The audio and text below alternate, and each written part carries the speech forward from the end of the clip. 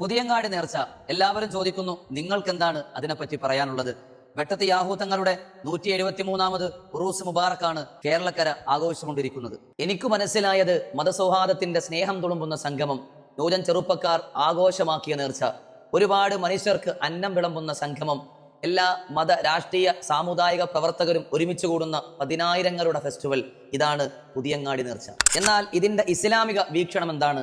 പലതും ഇസ്ലാം നിഷിദ്ധമാക്കിയ പ്രവൃത്തി തന്നെയാണ്, അതിൽ യാതൊരു സംശയവും ഇല്ല. എന്നാൽ അവർ മാറണമെന്ന ലക്ഷ്യത്തോടു കൂടി എതിർക്കുന്നവരോട് എനിക്ക് പറയാനുള്ളത്, ചെറുപ്പക്കാർ മാറണമെങ്കിൽ അവരെ കളിയാക്കിയത് കൊണ്ടോ പൊതുസമൂഹത്തിന്റെ മുന്നിൽ ആക്ഷേപിച്ചതുകൊണ്ടോ അവരെ തെറി വിളിച്ചതുകൊണ്ടോ കാര്യമില്ല. അവര് നിങ്ങളെ കേൾക്കാൻ പോയിട്ട് ഒന്നും മൈൻഡ് പോലും ചെയ്യൂല. ഒരു നാട്ടിൽ നടന്നു വരുന്ന നൂറ്റാണ്ടുകൾ പഴക്കമുള്ള ആഘോഷം പെട്ടെന്നങ്ങ് നിർത്താൻ പറഞ്ഞാലേ ചെക്കന്മാര് പോയി പണി നോക്കാൻ പറയും.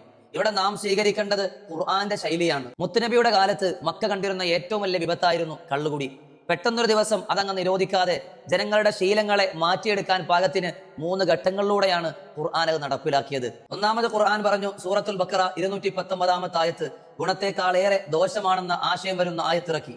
രണ്ടാമത്തെ ഘട്ടം ഖുർആൻ പറയുന്നു, സൂറത്തുൽ നിസാ 43ാമത്തെ ആയത്ത്, മദ്യലഹരിയായിക്കൊണ്ട് നിങ്ങൾ നിസ്കാരത്തെ സമീപിക്കരുത്.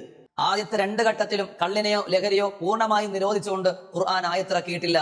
കാലങ്ങൾക്ക് ശേഷം 3ാമത്തെ ഘട്ടമാണ് ഖുർആൻ പറയുന്ന സൂറത്തുൽ മാഇദ 90ാമത്തെ ആയത്ത്, കള്ളുകൂടി നിഷിദ്ധമാക്കി ലഹരിയെ ഹറാമാക്കി പരിശുദ്ധമായ ഖുർആൻ ആയത്തിറക്കിയത്. ചിലർ പറയും, ഞങ്ങളും ഉപദേശിക്കുകയല്ലേ എന്ന്. ശരിയാണ്, ശൈലി ഒന്ന് മാറ്റണം. എന്റെ വാപ്പാന്റെ തല എന്ന് കേട്ടപ്പോ നിങ്ങൾക്ക് എന്നോട് ദേഷ്യം തോന്നിയില്ലേ?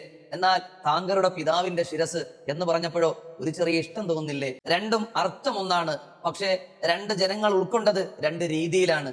ഇവിടെയാണ് പറഞ്ഞത്, ശൈലി ഒന്ന് മാറ്റിയാൽ മതി, ജനങ്ങളിലേക്ക് നന്മയിൽ അതെത്തും. ഇത്രയും കടുത്ത ലഹരിയെ പോലും പരിശുദ്ധമായ ഖുർആൻ സമീപിച്ചത് ഘട്ടം ഘട്ടമായിട്ടാണെങ്കിൽ നമ്മുടെ പുതിയ തലമുറയോടും നാം അങ്ങനെയാണ് സമീപിക്കേണ്ടത്. ചിലർക്കെങ്കിലും തോന്നാം, ഞാൻ എന്തിനാ ഇത്ര സോഫ്റ്റ് ആയിട്ട് ഇസ്ലാമിനെ സമീപിക്കുന്നത്?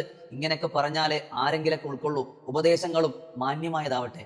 ലക്ഷത്തിൽ ആരെങ്കിലും ഒരാൾ നന്നായാൽ തന്നെ എന്റെ ഈ പ്രവൃത്തി അള്ളാഹു തആല സ്വീകരിച്ചതാകും. ഇൻഷാ അല്ലാഹ് പല മക്കാമുകളിലും മാറ്റമുണ്ടായില്ലേ? പുതിയങ്ങാടിയിലും മാറ്റമുണ്ടാകും. കാത്തിരിക്കാം.